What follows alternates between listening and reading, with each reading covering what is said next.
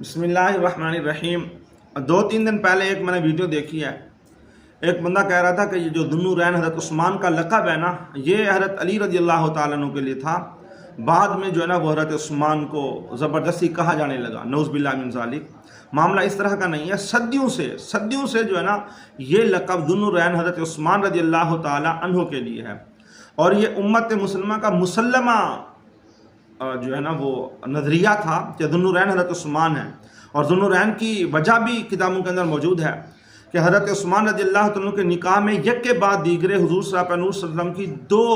شہزادیاں آئیں نا۔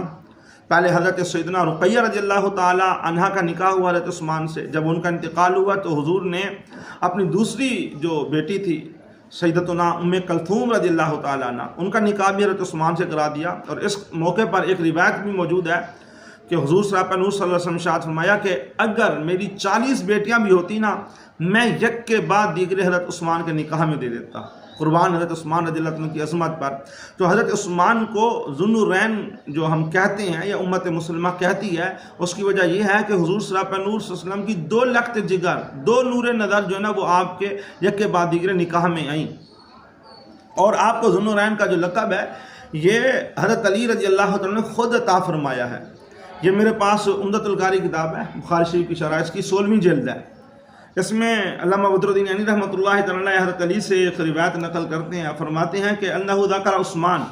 علی المرتضیٰ کرم اللہ تعالی وجہ الکریم نے حضرت عثمان رضی اللہ عنہ کا ذکر فرمایا،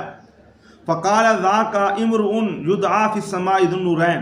تو آپ نے فرمایا حضرت عثمان کے بارے میں کہ یہ وہ شخص ہے کہ جس کو آسمانوں میں ذو النورین کہا جاتا ہے۔ اللہ اکبر۔ حضرت علی خود فرما رہے ہیں کہ ذو النورین میرا لقب نہیں بلکہ یہ حضرت عثمان رضی اللہ عنہ کا لقب ہے۔ تو امت کے مسلمات جو ہے نا ان کو چھیڑنا اچھا نہیں ہے، بلکہ امت مسلمہ کے مسلمات کو چھیڑنا یہ فتنہ کھڑا کرنا ہے، اور فتنہ کھڑے کرنے والوں کے بارے میں تو سخت وعیدیں آئی ہیں احادیث طیبہ کے اندر۔ اللہ پاک ہمیں عقل سلیم عطا فرمائے۔